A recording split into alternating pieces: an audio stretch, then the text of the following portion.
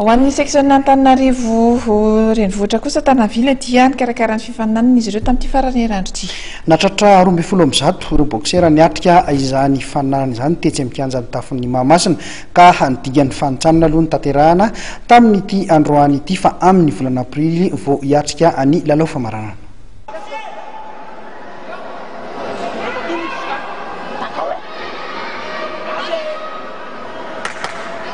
Boksera miisa 12 no niatrika ny fiadiana ny tompon-dakan'ny seksiona Antananarivo Renivohitra eo amin'ny taranja kickboxing.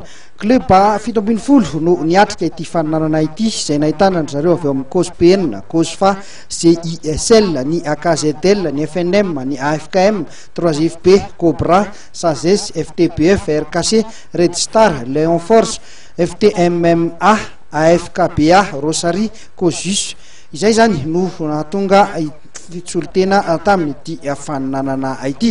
Nidingan'ny fanitsanana no nitanterahana tamin'ity tontolo andro ity, mbola amin'ny volana aprily kosa no tanterahana ny lalao famaranana.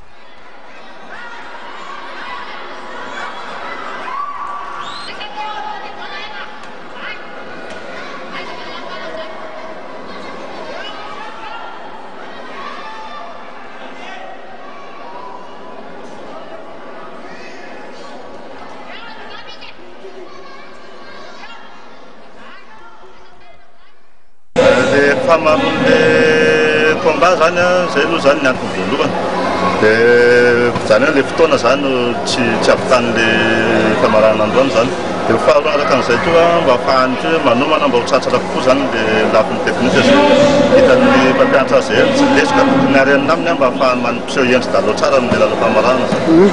Azo lazaina hoe tena mirokoroko taranja kickboxing tetontsika manahoana ny avy teknika an'ireo mpikatroka raha eo anivony seksiona amin'izao fotoana izao.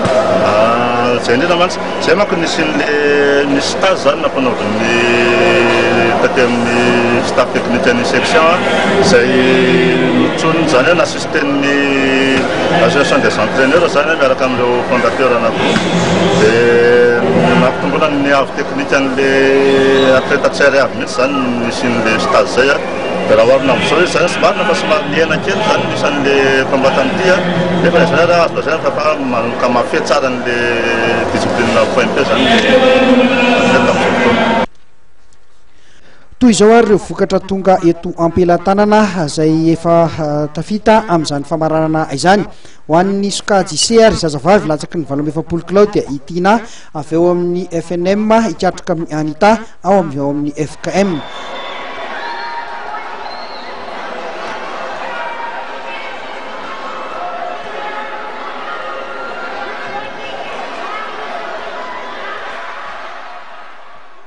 Mbola eo amin'izay sokajy izay ihany latsaky ny 20 kilao ivola avy eo amin'ny FKM ikatroka amin'ny Claudia avy eo amin'ny Sazes.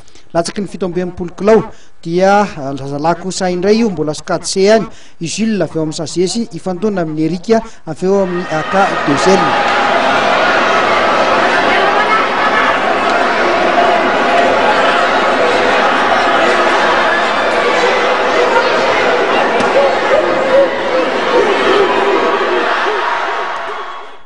Ho an'ny klasy B kosa indray latsaky ny 17 kilao sokajy lehilahy Hermanina avy eo amin'ny Sazesy ikatroka amin'ny Tafita avy eo amin'ny AFKM. Latsaky ny 27 kilao zazavavy mbola sokajy A kosa indray Natasa avy eo amin'ny 3FP ikatroka amin'ny Paty avy eo amin'ny COSPN. Eo amin'ny zazalahy latsaky ny 27 kilao sokajy A Ibrahim avy eo amin'ny AFKM ifandona amin'ny Narsisy avy eo amin'ny AFKM. Latsaky ny 14 kilao sokajy zazalahy ihany io Elzo avy eo amin'ny AFKM ifandona amin'ny Pierre Remy avy eo amin'ny Red Star ary ny latsaky ny 13 kilao dia Erzo avy eo amin'ny AFKM ikatroka amin'ny Riri avy eo amin'ny Red Star.